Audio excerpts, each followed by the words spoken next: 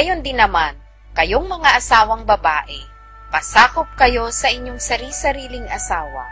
upang kung ang ilan ay hindi tumalima sa salita, ay mga hikayat ng walang salita sa pamamagitan ng ugali ng kani-kaniyang asawang babae.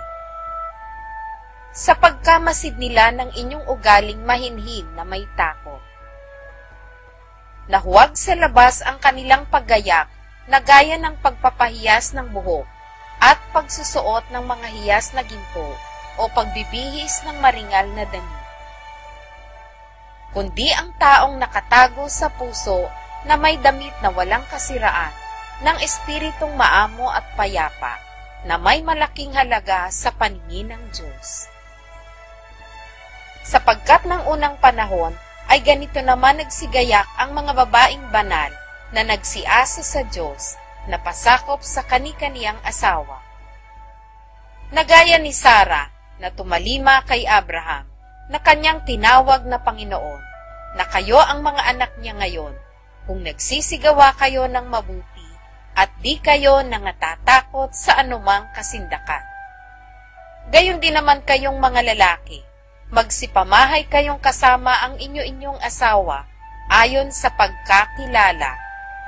Napakundanganan ang babae na gaya ng marupok na sisidlan,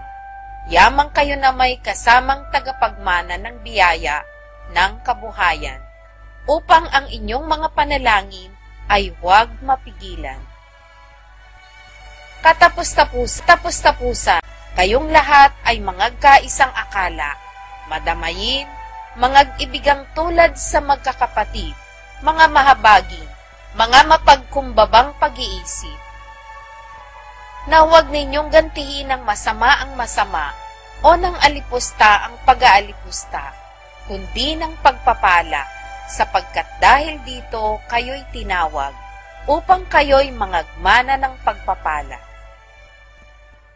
Sapagkat ang magnais umibig sa buhay at makakita ng mabubuting araw ay magpigil ng kanyang dila sa masama, at ang kanyang mga labi ay huwag magsalita ng daya. At tumalikod siya sa sama at gumawa ng mabuti, hanapin ang kapayapaan at kanyang sundan. Sapagkat ang mga mata ng Panginoon ay nasa mga matuwid,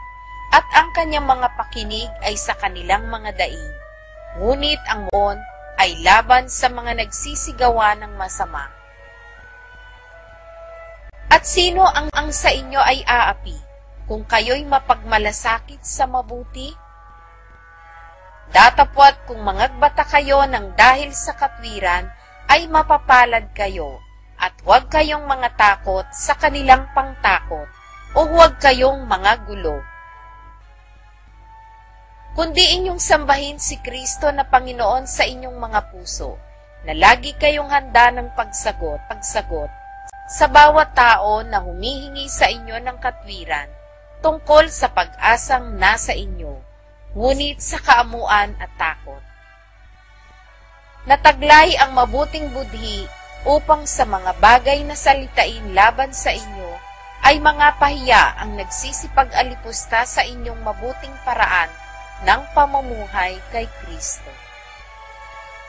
Sapagkat lalong magaling kung gayon ang iniibig ng kalooban ng Diyos, na kayo'y mangagbata dahil sa paggawa ng mabuti, kaysa dahil sa paggawa ng masama. Sapagkat si Kristo man ay nagdaring minsan dahil sa mga kasalanan, ang matuwid dahil sa mga di matuwid, upang tayo'y madala niya sa Diyos. Siyang pinatay sa laman, ngunit binuhay sa Espiritu. Na yan din ang kanyang iniyaon at ipinahayag ang pagtatagumpay sa mga espiritong nasa bilangguan,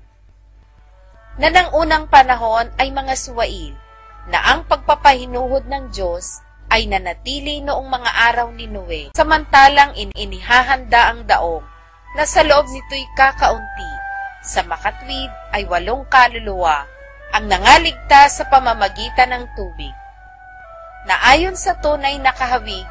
ngayoy nagligtas, sa makatwid bagay ang bautismo, hindi sa pag-aalis ng karumihan ng laman, kundi sa paghiling ng isang mabuting budhi sa Diyos sa pamamagitan ng pagkabuhay na mag-uli ni Jesucristo,